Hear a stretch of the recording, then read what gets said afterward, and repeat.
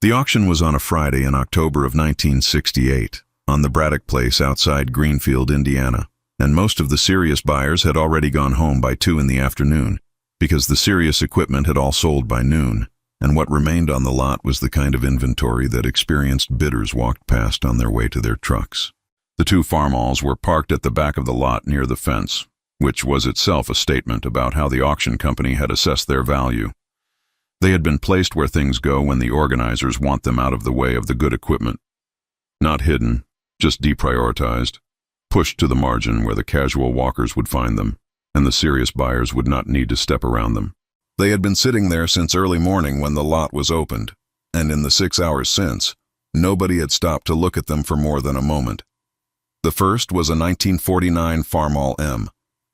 The M had been IH's workhorse of the post-war decade, a versatile row crop machine that had been sold in enormous numbers, and that by 1968 was showing up at estate auctions all over the Midwest as the generation of farmers who had bought them new in the late 1940s and early 1950s were either retiring or upgrading to the newer and larger machines the market was offering. This particular M had been worked hard and maintained inconsistently, and the evidence was visible without detailed inspection. The block had a crack along the water jacket that someone had attempted to seal with a commercial block sealer, leaving a gray residue line that told anyone who looked what had been tried and implied that the attempt had been made because something had needed fixing. The sheet metal was dented on the left side where the machine had been run into something, probably a gatepost, probably at a moment of inattention. One rear rim had been rewelded at some point. The weld bead was visible and adequate, but not professional. The seat was a board. The second was a 1952 Farmall Super M. The Super M was the M's successor in the International Harvester line, a significant improvement over the original M in horsepower and hydraulics, and the machine that many Indiana farmers had stepped into when the original M's power became the limiting factor on their operations. This one had a different set of problems from the first. The hydraulic system was non-functional, the clutch was gone, and the left rear axle seal had been leaking long enough that the rear housing had a permanent rust stain below the seal bore. The engine itself ran. There was a handwritten note taped to the fender that said "Runs good," which was the auction lot equivalent of a classified ad saying "Needs TLC." But the supporting systems were in poor enough shape that running good was doing a lot of work in that description. The man who stopped at the fence and looked at them was named Howard Pell, who was 34 years old, who had been custom farming in Hancock County for 6 years with a single aging tractor that was limiting what he could take on, and who had $1,100 in the farm account available for equipment and nothing available beyond that.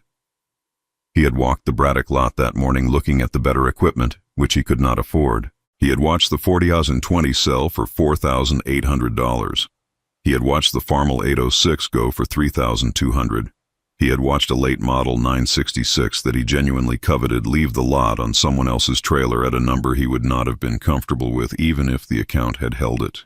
He had watched all of this with the particular attention of a man who is memorizing what things cost because he cannot buy any of them, and because knowing what things cost is the beginning of knowing when something is priced wrong. He had found the 2 Farmalls at the back fence at 11:30 in the morning and had spent 20 minutes with them before the auctioneer moved the crowd in his direction.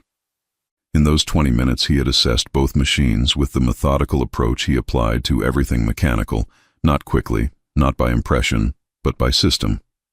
He had checked the M's block crack with his thumbnail, feeling the depth and the sealer coverage. He had found the crack was in the water jacket rather than in a combustion chamber wall, which was a meaningful distinction. A water jacket crack could be managed, could be fixed properly with a sleeve repair, was not the kind of crack that ended an engine.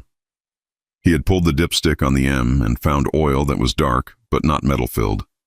No silvery glint that would indicate bearing material in the oil. No whitish emulsion that would indicate water intrusion through the compromised jacket. He had gotten under the Super M and looked at the axle housing. The stain was old and the current leak rate was slow.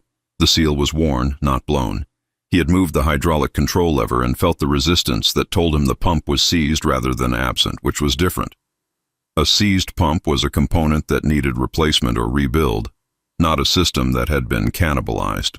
He had found the clutch by pressing the pedal and feeling nothing but travel. The disc was gone. but the pressure plate, from what he could see through the inspection cover he found and removed, appeared intact. He had formed his assessment. The M needed a block sleeve repair and some sheet metal work and a new seat. The Super M needed a hydraulic pump rebuild, a clutch disc, and an axle seal. Neither machine needed anything that could not be addressed by a man who was willing to do the work himself with the right parts and the right service manual. He had gone to find the auction clerk and had asked what the opening bid was on the pair. The clerk said they were being sold individually, not as a pair. Howard had asked if they could be sold as a pair. The clerk said he'd need to check with the auctioneer. The auctioneer, who was managing the major equipment sale at the front of the lot and was not interested in a lengthy conversation about two tractors nobody had bid on all morning, had said, "Fine, together, whatever it takes to move them." When the auctioneer reached the back fence at 2 in the afternoon, there were 11 people standing around him, most of whom were there because they had followed the crowd rather than because they had any particular interest in what was being offered. Howard was one of the 11. The auctioneer opened at $100 for the pair. A man to Howard's left offered $125. Someone in the back said $150. Howard said $250. The man to his left looked at him. He said $300. Howard said $500. The man to his left said nothing. Nobody else said anything. The auctioneer called it 3 times and moved his gavel. $500 for both machines. The man to Howard's left said, loud enough for the 11 people present to hear, $500 for that pair of junk. He's going to spend $500 dragging those home and burning them. 2 people laughed. The auctioneer had already moved to the next lot. Howard went to find the clerk and write the check. He drove home and came back the next morning with a borrowed trailer and moved both machines to his equipment yard. He parked them beside the barn. He made a pot of coffee. He sat on an overturned bucket and looked at the 2 Farmalls for a while before he went to work. The M went first because the block repair was the most uncertain variable. He pulled the head, found a competent machine shop in Indianapolis, a man named Oster who had been doing engine work for 30 years and who came recommended by the IH dealer in Greenfield, and had the block sleeved and the head resurfaced. The machine shop bill was $68. He painted the exterior of the block himself with the Deere aluminum paint he had on hand, which was not the correct color but which sealed the repaired surface. He installed a new head gasket. He replaced the seat with a proper cushion seat from the IH parts catalog. He replaced the rear rim with a used one from the junkyard outside of Shelbyville, $12. The sheet metal he straightened with a hammer and a dolly on a Saturday morning, the dents coming out of the aluminum to a condition that was not showroom but was not embarrassing. The M was running correctly and completely by mid-November. He had spent, including the machine shop bill and the parts, $142 on the M beyond the purchase price. He had done all of the labor himself across 4 weekends. The Super M took longer because the hydraulic pump rebuild required a parts kit that IH had to order from the regional warehouse, which arrived 3 weeks after he submitted the request. He installed the rebuild kit himself following the service manual. He had found the correct Farmall Super M service manual at a farm implement show in Indianapolis for $4, which was the best $4 he had spent on either machine. The clutch disc was a standard replacement, in stock at the IH dealer.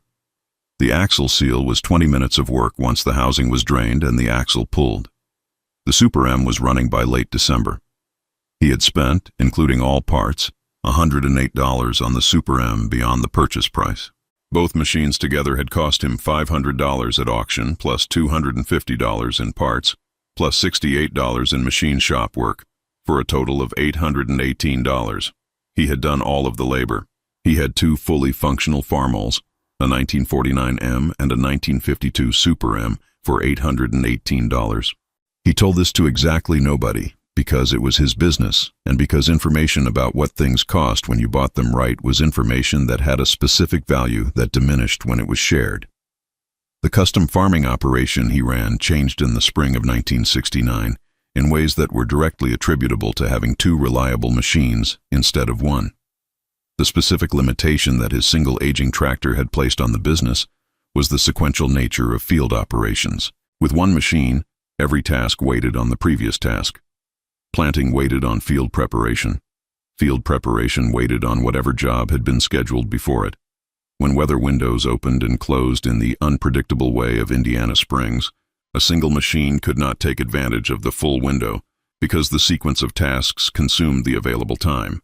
Howard had been leaving work on the table, not abstractly leaving it, but specifically watching neighbors' fields that he could have planted earlier or cultivated faster or harvested more efficiently, because one machine was the constraint. Two machines removed the constraint. In the spring of 1969, when the planting window opened in the third week of April and the weather held for 9 consecutive days, a window that most farmers in Hancock County took full advantage of, but that single machine operators struggled to work efficiently, Howard ran both Farmalls simultaneously. He drove one and his hired man drove the other, and they covered ground at twice the rate of the previous year. The 9-day window was enough, with 2 machines working, to complete everything that had been scheduled. He took on additional acres that year because he could. The 2 Farmalls gave him the capacity to do more work in the same weather windows, which meant he could commit to more acres, which meant more billing. His gross custom work income in 1969 was 60% higher than in 1968. Not all of that increase was attributable to the 2 Farmalls. His reputation and client relationships had also been growing. But a meaningful portion of it was the direct result of having doubled his machine capacity for $818. He added a 3rd Farmall in 1970. The logic was the same. The 2-machine operation had created a new constraint, which was a 3-person operation in planting season and a shortage of that 3rd machine. The 3rd Farmall was a 1953 M that came from a farm dispersal in Madison County. An M that had been maintained better than either of the Braddock machines and that needed only standard service work and a clutch pack replacement. He paid $380 for it at the dispersal. He had it running in 2 weekends. He added a 1955 Farmall 400 in 1971, which brought the fleet to 4 machines. The 400 was the step up from the M series in IH's line: more horsepower, better hydraulics, and a direct drive transmission that Howard preferred for heavy cultivating work. He found the 400 at an estate sale in Rush County, bought it for $410, spent $65 in parts, and had it working inside a month. By 1972, Howard Pell was running 4 Farmalls on a custom operation that had grown to cover approximately 800 acres of contracted work annually. Corn and soybean planting, cultivation, field preparation, and custom harvesting using a 5th machine, a Farmall 1206 he had added specifically for harvest work. The operation grossed a number that his 1-machine self in 1967 would not have recognized as attainable, and the equipment had cost him, in total, less than the $40.20 that had sold for $4,800 at the Braddock auction. He had financed none of it. Every machine had been bought with cash, the specific cash that the previous machine's earning had generated. The equipment fund he had started maintaining as a separate accounting category from the day he wrote the check for the 2 Braddock Farmalls. The fund had been built from custom work income and had been deployed into machines that earned more custom work income that rebuilt the fund for the next machine. The cycle had been self-funding from the first acquisition, and the specific reason it could be self-funding was that the Farmalls cost what they cost rather than what new iron cost. The man at the Braddock auction who had said $500 to drag that pair of junk home and burn them was a farmer named Decker, whose operation had its own trajectory through the late 1960s and 1970s. He was not a bad farmer. He was not a foolish man. He had simply evaluated the 2 Braddock Farmalls on their surface condition and concluded that the surface condition represented the machine's value, which was the evaluation most people made because most people did not have Howard Pell's specific combination of mechanical knowledge and financial discipline. Decker had bought a new 4020 in 1969. The 4020 was a capable machine, and he had used it well. He had also financed a significant portion of the purchase price, and the note payments had been manageable through the commodity price stability of the early 1970s, and had become uncomfortable in the mid-1970s when the inflation cycle hit operating costs and the interest rate environment shifted. He had made the payments. He had not bought a second machine when the second machine might have grown his operation, because the note on the first machine occupied the capital position that a second machine would have required. He and Howard farmed in the same county for 30 years. They were not close friends, They were acquaintances with the practical familiarity of men who saw each other at the elevator and the equipment dealers and the county extension meetings. Decker never said anything more about the $500 junk purchase after the Braddock auction. Howard never raised it. But Decker watched. Over the years, he watched the Pell custom operation grow from 2 machines to 4 to 6, to the point where Howard was running the largest custom farming operation in Hancock County, and the watching produced, in Decker's private accounting, a kind of long-running calculation of what the difference had been. The difference had been $500 in 1968, and the willingness to buy what nobody else would look at, and the discipline to repair rather than replace and to spend from income rather than from debt. Howard's fleet by 1980 had grown well beyond the original Farmalls. He had added larger machines as the operation required them, a white 2-155 for his heaviest primary tillage work, a pair of International 1086 diesels for the mid-size operations, and a planting setup that covered 16 rows on a single pass. The original Farmalls had been retired from primary duty by the mid-1970s as the work grew beyond their range, but Howard had kept them. They sat in the equipment barn in a row that told the story of the operation's beginning more clearly than any account book could.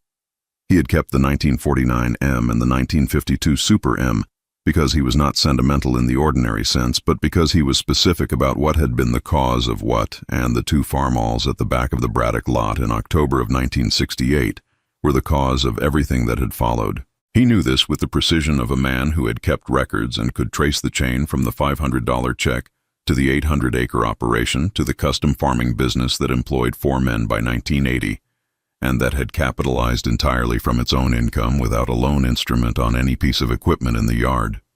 He did not tell this story at the county extension meetings, or at the elevator, or at the Farm Bureau dinners. He was not a storyteller by nature. He was a farmer and a businessman, and he kept his own counsel about his own affairs in the particular way of men who have built something from nothing, and who understand that the building required a kind of privacy, not secrecy, not concealment, but the inward focus of a person who is accountable primarily to the results rather than to the narrative. His son Dale came into the operation in 1978, at 22, after an agriculture program at Purdue that Howard had paid for from farm income without borrowing. Dale was different from his father in surface qualities, more talkative, more comfortable with the social dimensions of the farming community, more willing to explain his reasoning to people who asked, but identical in the underlying approach. He had grown up watching his father evaluate machines and had absorbed, through proximity and observation, the specific method. Look at what's wrong, understand whether what's wrong is fixable, calculate whether the fixed cost plus the purchase price produced a value below the working machine's market value, and if it did, buy the machine. Dale had bought his first machine at 19, a 1961 Farmall 560, from a neighbor who was retiring, purchased for $190, repaired over a summer, and put into service in his father's operation the following spring. He had not consulted his father before buying it. He had inspected it, assessed it, calculated the repair cost, and written the check.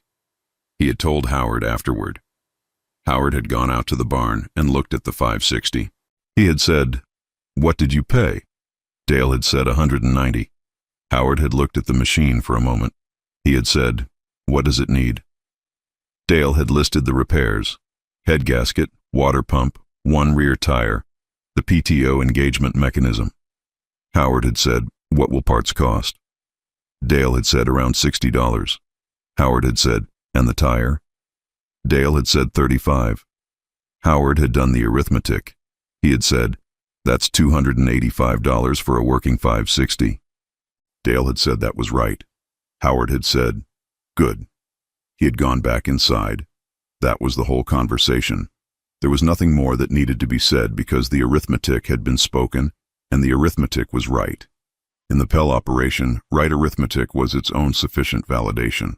Dale ran his own custom farming operation alongside his father's from 1980 onward, the 2 operations sharing equipment when the schedules allowed and maintaining separate accounts when they didn't. The combined operation was, by the mid-1980s, the largest custom farming presence in Hancock County and one of the larger ones in the region. They farmed other people's ground. They did not own the acres they worked, which was a deliberate decision on Howard's part from the beginning, because he had understood early that the capital required to own the ground was capital he could not also deploy into the equipment that earned the custom income, and the equipment was what he knew how to use. He had stayed in his lane, which was the lane he was best at, and in which he had built something real and durable. When the farm crisis of the mid-1980s hit and land values fell, and many operations that had borrowed heavily against appreciated land values found themselves in the specific trap of debt servicing from reduced commodity income, the Pell operation sat on the outside of the crisis and watched. Not without difficulty. The custom farming income was tied to the commodity prices too, because farmers who were struggling cut their custom farming commitments before they cut their own labor. Howard felt the reduced demand. The 1985 and 1986 seasons were leaner than the early 1980s had been, but the operation had no debt, and no debt meant no bank relationship to manage, no note to service from reduced income, no asset sale required to cover an obligation. He had told Dale in 1984, when the crisis was becoming visible in the farming community around them, "This is what the no-debt policy is for. Not for the normal years. For this." Dale had said he understood. Howard had said, "Make sure you remember it when the crisis is over and everyone around you is borrowing again because the prices are up." Dale had said he'd remember. He had.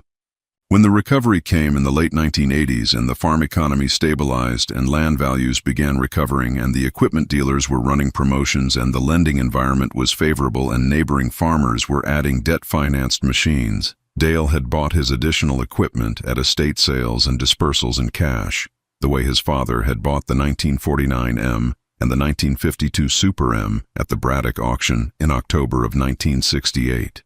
Howard Pell retired from active farming in 1991 at 57, which was not old by the measure of men who farm, but the back had given him trouble since a compression fracture in 1987, and the physical demand of the machine work had become something he managed through the day rather than disregarded.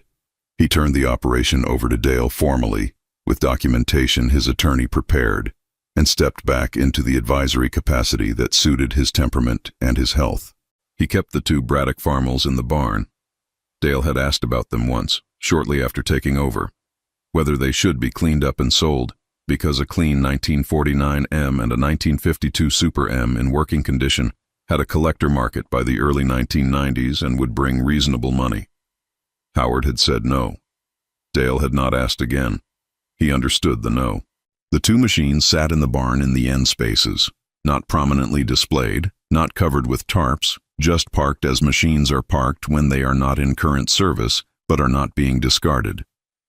Anyone who walked the barn and knew enough to read the IH line would see a 1949 M and a 1952 Super M at the far end, would see that they were in working condition though not in service, and would not know unless they were told that these two machines were the foundation of everything in the barn that was in current service. Howard did not explain this to visitors. He did not need to. The barn explained itself in the language of farm equipment to the people who could read that language, and the people who could read it would draw the correct conclusion without being told. The man who had said $500 to drag that pair of junk home drove past the Pell operation regularly on the county road and had been driving past it for 23 years by the time Howard retired. He had watched the operation grow from two machines to the full equipment yard that it was by 1991. He had his own view of what had happened, which was accurate on its face. He understood that the $500 Farmalls had been the starting point, but which was incomplete in the specific way that external observation is always incomplete. He could see the machines in the yard. He could not see the equipment fund ledger. He could not see the discipline of buying from income and never from debt. He could not see the repair logic or the assessment method or the $4 service manual from the farm show in Indianapolis that had allowed Howard to rebuild the Super M's hydraulic pump without a shop bill. He could see the result. The result was significant and visible. The method was invisible from the outside and was the thing that mattered. Howard knew this and did not mind it. The method was his. The result was his. The Farmalls were in the barn. The custom operation was in good hands. The account had no debt against it. That was what $500 had started in October of 1968, at the back fence of the Braddock auction lot while the crowd laughed and the auctioneer moved on. Not luck, not exceptional circumstances. Not an opportunity that would not have been available to anyone else who had walked past those two machines and known what to look for and been willing to do the work. Available to anyone, taken by one. That was the whole story, and it had been visible from the beginning to anyone who knew what they were looking at. Most people did not know. Howard Pell did. That was the difference. The equipment fund that Howard started in October of 1968 after the Braddock auction was a single spiral notebook, the kind available at any dime store for a quarter, with one column for deposits and one column for withdrawals and a running balance at the right margin. He had started it the same evening he got home from dragging the two Farmalls to the equipment yard, sitting at the kitchen table with the checkbook register in front of him to confirm what he had left after the auction. The balance after writing the $500 check was $611 in the farm account. He wrote this in the running balance column of the spiral notebook and labeled the column Equipment Fund. He then wrote below it, in the deposit column, 0.00, starting balance carried from farm account, 611. The withdrawal column showed 500, Braddock auction, 1949, M and 1952, Super M. He kept this notebook for 22 years. It filled 3 spiral notebooks in that time, each one starting where the previous one ended, with a transfer entry that carried the running balance forward to the new notebook's first line. The fund was not the farm account. It was a category within his thinking that he had formalized into a notebook, a designated allocation of farm income that was for equipment and nothing else. He made contributions to it at the end of each billing cycle when custom work payments came in, typically putting 20 to 30% of the gross billing into the fund after operating expenses were covered. He made withdrawals when he bought equipment. Every machine he ever purchased appeared as a withdrawal line in the fund notebook with the date, the location, the machine, and the price. The notebook was not kept for accounting purposes exactly, though it served that purpose. It was kept because the act of writing down what you spent on equipment and what you had available for equipment was the act that made the discipline real. He had learned this from his own experience before the notebook, the years when he had had one machine and had kept no separate accounting for it and had found that equipment costs diffused into the general farm account and became invisible, which meant the full cost of the equipment was never visible and the decisions about what to buy were made against an unclear background. The notebook made the background clear. He knew at any moment how much was in the equipment fund. He knew what each machine had cost to buy and to repair. He knew the total cost of the fleet at any point by adding the withdrawal lines. He knew the running productivity of the fund by comparing what had been put in against what the fund had bought and what the fleet had earned. He had shown the notebook to Dale once in 1979, when Dale was 23 and had been working in the operation for a year and was beginning to think about his own equipment approach. Howard had put the notebook on the kitchen table and had walked Dale through the first page, the October 1968 entry, the Braddock auction, the $611 balance, and then through the subsequent entries, the machine shop bill for the M's block sleeve in November 1968, the parts for the Super M hydraulic pump rebuild in December, the working balance after both machines were operational. He had turned to the third page, which showed the first full planting season billing for 1969 and the custom income that had come from running 2 machines instead of 1, and had shown Dale the deposit line that represented the additional income. He had not said anything about what the notebook showed. He had let Dale read it. Dale had read all 3 pages. He had put the notebook down.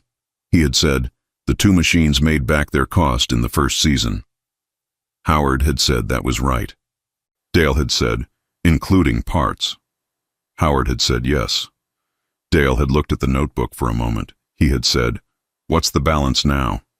Howard had said he'd need to get the current notebook, because the one on the table was the first one and the fund had moved through 2 more since then. He had gotten the 3rd notebook. The balance, in the spring of 1979, was substantial. Not a number that would have seemed remarkable to a large-scale farming operation, but a number that was entirely the product of buying broken machines and fixing them and using them to earn billing income and putting the billing income back into the fund for the next machine. Nothing had come from outside that cycle. No loan, no inheritance, no windfall. Just the cycle of buy, fix, use, bill, fund. Dale had looked at the balance number. He had not said anything for a moment. Then he had said, "This is what the 560 I bought from Hinkler was." Howard had said yes. Dale had said, "I didn't know there was a name for it." Howard had said the name was the equipment fund, and it was the machine behind the machines, and without it, the machines were just equipment, and with it, they were a business. Dale had carried the notebook's logic into his own operation from that point forward, maintaining his own equipment fund as a separate category from the first machine he bought on his own account. He had never let the fund go to zero because Howard had shown him, across the decade of working together, what the zero position looked like. It looked like having to borrow for a machine when the right machine appeared, or missing the right machine because the cash wasn't available, or buying a machine on dealer financing at the moment it cost the most, rather than at the auction when it cost what it cost. The fund meant you were always ready. The machines that appeared at estate sales and dispersals and the back fence of auction lots did not announce themselves in advance. They appeared when they appeared, on the schedules of death and retirement and farm crisis, and the farmer who had the fund in the notebook was the farmer who could write the check on the day, without calling the bank, without waiting for an approval. Howard had been that farmer since October of 1968. He had missed very few machines he had decided to buy. The neighbors who had watched him build the operation and who discussed it at the elevator and the extension meetings had various explanations for what he had done. Some said he had a gift for mechanics, which was partly true. He was good with machines, had been good with them since he was a teenager, had the spatial understanding and the patience that mechanical work required.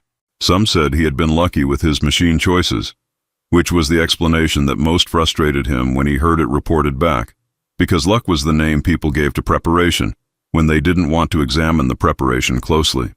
Some said he had bought at the right time, which was true in the sense that 1968 had been a moment when the market for used Farmalls was soft and the supply was high.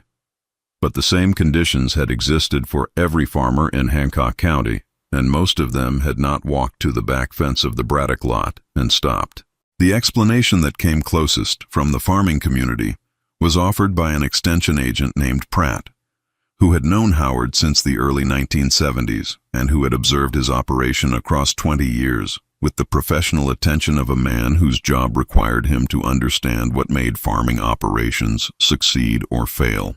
Pratt had said, at a farm management workshop in 1987, that the Pell operation's success had a single identifiable characteristic that differentiated it from comparable operations in the county.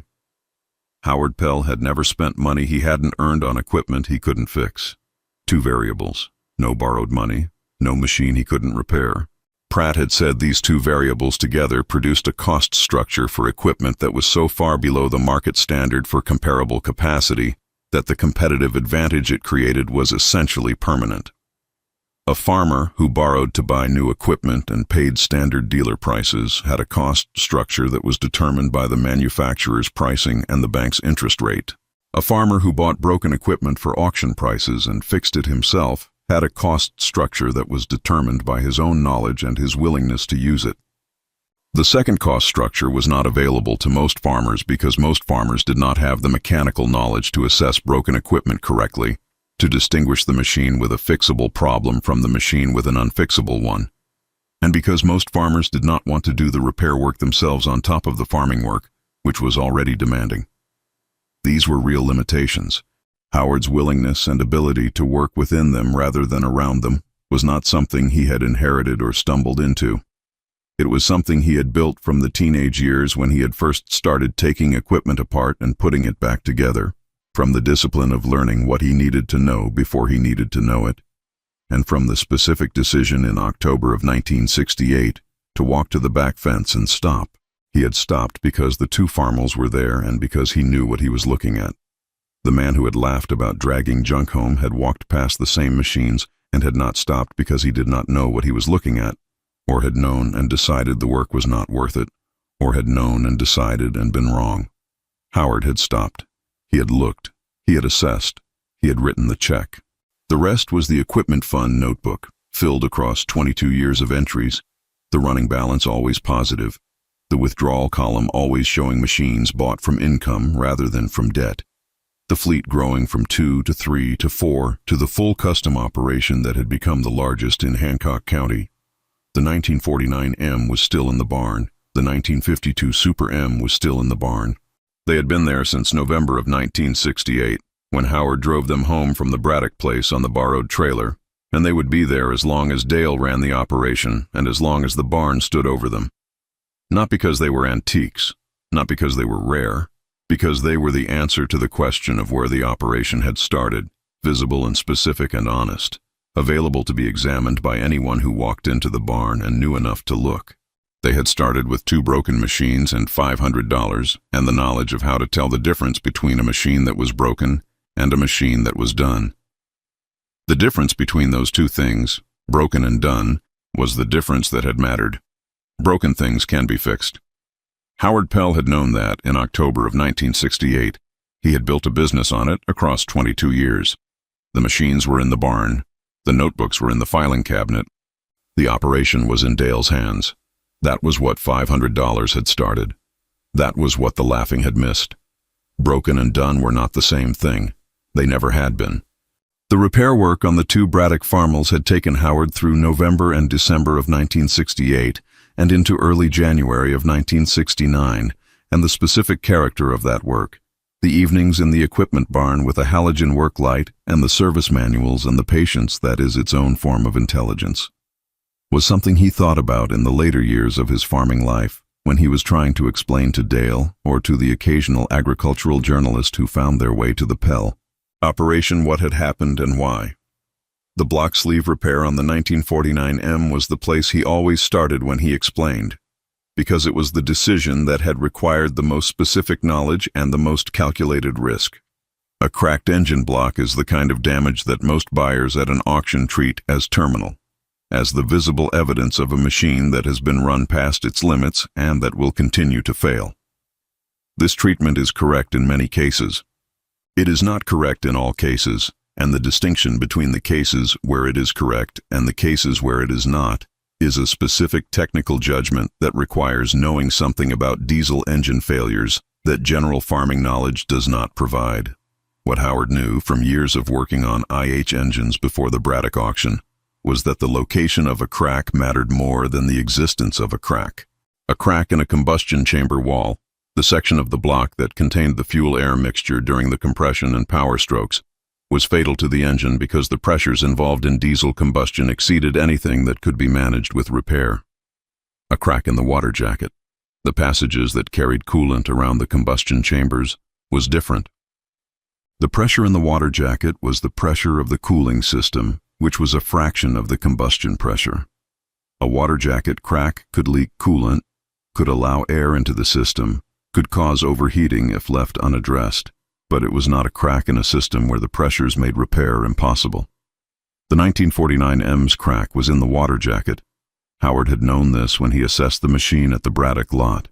He had confirmed it during the 3 weeks of further inspection before he took the machine to the Oster shop.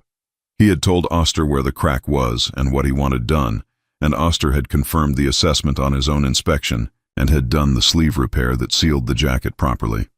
The technical knowledge that had allowed Howard to make this distinction, water jacket versus combustion chamber, fixable versus terminal, was not arcane. It was available in the IH service documentation, in the engine rebuilding literature that any serious shop or farming operation maintained, in the experiential knowledge of anyone who had been working on diesel engines for more than a few years. What was not available, and could not be made available by reading alone, was the visual recognition in the field, the ability to look at a crack at the back fence of an auction lot with no tools and no reference materials, and know immediately what kind of crack it was and what it meant for the machine's future. Howard had that recognition because he had been looking at IH engines since he was 17, when he had taken apart a neighbor's Farmall H with the neighbor's permission and the service manual and put it back together over a summer. The neighbor had given him permission because he had nothing to lose. The H was not running, and the neighbor had no plan for fixing it, and Howard had given the process all of the time that the summer contained, which was what you could give something at 17 when the summer was open and the task was genuinely interesting. The H had run when he put it back together. The neighbor had sold it for 3 times what he would have gotten for it before the repair. Howard had received no payment. He had done it for the knowledge, and had gotten exactly what he had expected to get, which was the knowledge. That summer had been the beginning of the specific capability that allowed him, 25 years later, to stand at the back fence of the Braddock auction lot and know what he was looking at. The preparation had been made at 17, without any knowledge that it would matter at 44. It had mattered because he had carried it, and because the moment had come when it was needed. This was the same principle that Ray Stoddard would demonstrate 20 years later in a different county when he walked into a bank president's conference room with a restructuring proposal. The preparation was made before the moment, without knowing the moment was coming, and the moment was managed because the preparation was there. The equipment barn in the winter of 1968 was cold, and the halogen work light produced a yellow cone in the dark that barely reached the far wall.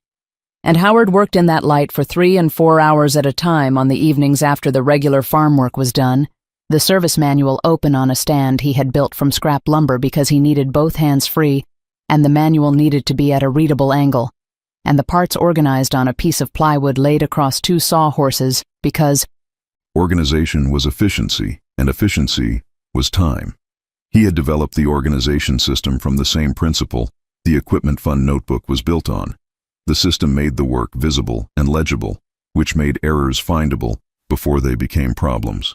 A disorganized parts arrangement produced the reassembled engine missing a component because the component had rolled off the workbench and not been noticed. An organized arrangement produced the reassembled engine complete because the organized layout made absence visible. He did not know anyone else who worked this way.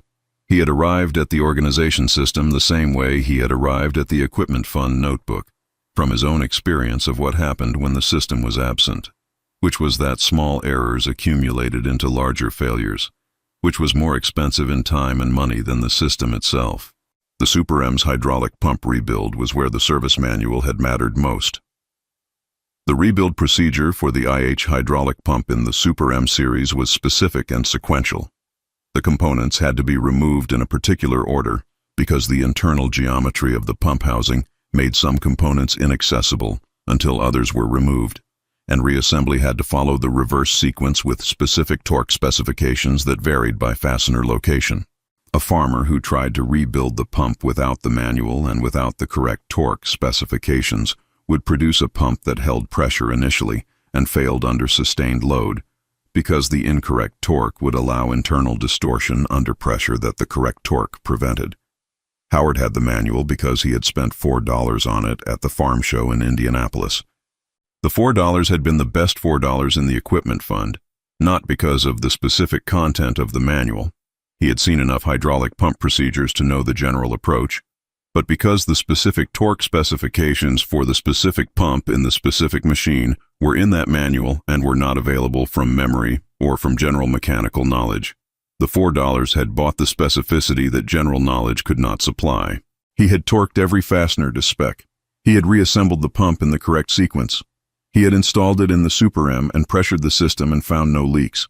He had run the hydraulics through their range and found the response was correct. The pump had run reliably for the next 4 years of primary duty without a further rebuild. The investment in the manual had returned its cost many thousands of times over in the form of a functional hydraulic system on a machine that had cost $250, plus the pump rebuild kit and the seal kit and the manual, for a total of slightly under $400 all in. A functional Super M, complete, working, no deferred maintenance, was worth considerably more than that in the 1968 Indiana used equipment market. The gap between what Howard had paid and what the machine was worth when it was running was the gap that his knowledge and labor had produced. He had understood this gap from the beginning. He had not articulated it as a principle. He was not an abstract thinker and did not need to articulate principles to apply them. But he had understood it concretely. The machine that is broken is not worth what the machine that is running is worth, and the difference between those two values belongs to the person who converts the broken machine into the running one. The conversion requires knowledge and labor, both of which Howard had. The $500 at auction was the price of the broken machines. The working machines were worth significantly more. The difference was his. He had replicated this conversion with every machine in the fleet. Not every machine had required the same depth of repair. Some of the later acquisitions had been in good running condition and had needed only standard service. But the principle had applied to every purchase. He bought at the price of what the machine was, not at the price of what it could be, because he was the one who would convert it from what it was to what it could be. This was not a strategy he explained to anyone, because explaining it would have been teaching people to compete with him at the auctions where he found his machines. He did not teach it to Dale until Dale was already in the operation and already demonstrating that he had absorbed it from observation. The teaching of Dale was confirmation and naming rather than instruction from scratch. The farming community that watched him operate and discussed his success at the elevator and the extension meetings was discussing a visible result whose invisible cause they could not see from the outside. The result was an equipment fleet that was paid for and productive, and growing from a custom operation that was generating income that few one-machine operators in 1968 would have anticipated. The cause was the $4 service manual and the organization system and the equipment fund notebook and the 25 years of looking at broken machinery and knowing which broken things could be fixed. Pratt's explanation at the 1987 workshop, no borrowed money, no machine he couldn't fix, was the closest external description of the method that Howard ever heard and that he thought was accurate. He had not been at the workshop. Pratt had told him about it afterward, at the county fair, and had asked if he had gotten it right. Howard had said it was close. He had said there was a third element that Pratt had missed. Pratt had asked what. Howard had said, "The right machine at the right price only matters if you recognize it when you see it." The two variables Pratt had named, no debt can fix it, were the conditions you needed to be in to take advantage of the opportunity. But the opportunity had to be recognized first, and recognition required knowing what you were looking at the back fence of an auction lot when nobody else had stopped. Pratt had said that was the part that couldn't be taught. Howard had said he was not sure about that. He had said the recognition could be built, the same way the mechanical knowledge could be built, through the accumulated experience of looking at machines and asking what is wrong and why and what it would take to fix it, and whether the fixed cost plus the purchase price left you somewhere useful. He had said he had started building it at 17 with a neighbor's Farmall H and a summer and a service manual. Pratt had said that was earlier than most people started thinking about it. Howard had said most people started when they needed to, and that was usually too late to have the knowledge ready when the opportunity appeared. Pratt had written that down, which surprised Howard slightly. Howard was not accustomed to having what he said written down. He did not seek the documentation. But the point was accurate, and he was glad it had been noted. The 1949 M and the 1952 Super M were in the barn. The equipment fund notebooks were in the filing cabinet. The custom operation was in Dale's hands and was the largest in Hancock County. It had started at the back fence of an auction lot in October of 1968, with 2 broken machines and $500 and the knowledge to tell the difference between broken and done. That difference was the whole thing. It was available to anyone who built the knowledge. Howard Pell had built it. At 17, at a neighbor's farm, with a Farmall H and a summer and a service manual. Long before he needed it. That was the point. That was always the point. There was one more thing about the Braddock auction day that Howard remembered clearly in the later years, a detail he had not told anyone because it was the kind of detail that seemed small when it was happening and only became legible in retrospect. When the auctioneer had opened the bidding on the 2 Farmalls at $100, and the man to Howard's left had countered at $125, there had been a moment, after Howard's first counter at $250, when 3 other men in the circle of 11 had looked at the machines and then looked at Howard and had seemed to reconsider their own assessment. They had not bid, but they had looked. Howard had noticed the looking. He had not been certain what it meant at the time. In retrospect, he understood it. Those 3 men had not assessed the machines carefully enough on their own to know whether Howard's willingness to bid $250 reflected specific knowledge about the machines or was the bid of a man throwing money away. If they had known what Howard knew, the water jacket crack, the hydraulic pump, the fixable nature of all of it, they would have bid with him.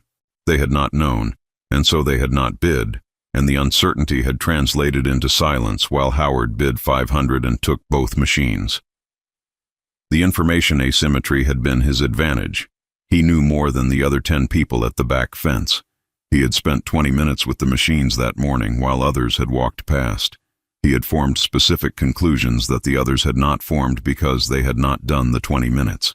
20 minutes of attention in the morning had created an information advantage that produced a competitive advantage that afternoon. He thought about this sometimes in the context of the extension meeting presentations he was occasionally asked to attend in his later years. When younger farmers asked him what the key to building an equipment-based custom operation was, he said the key was 20 minutes. He said, "If there is a machine at an auction that you might want, spend 20 minutes with it before the bidding starts. Not 2 minutes, not a walk-around glance. 20 minutes, systematic, looking at what the machine is and what it needs, and whether what it needs can be addressed." He said, "Most people spend 2 minutes and form an impression. The impression is often right. Sometimes it is wrong, and the 20-minute version would have found the thing the 2-minute version missed." The $500 Farmalls were the thing the 2-minute version missed and the 20-minute version found. He said, "The 20 minutes is free." The young farmers at the meetings wrote this down. Some of them went home and started spending 20 minutes at auctions. Some of them found things the 2-minute version had missed. Some of those findings led to equipment purchases that performed the way the $500 Farmalls had performed for the Pell operation. The information was freely given because Howard was old enough by then to understand that the giving of it did not diminish what the using of it had built. The knowledge was real. The application of the knowledge was personal. You could give someone the principle and they still had to do the 20 minutes, and the 20 minutes still required the preceding years of building the knowledge to interpret what the 20 minutes revealed. The 2 machines were in the barn. The 20 minutes had been 34 years before. The knowledge was still the knowledge. That was what $500 had started. That was what the laughter had missed.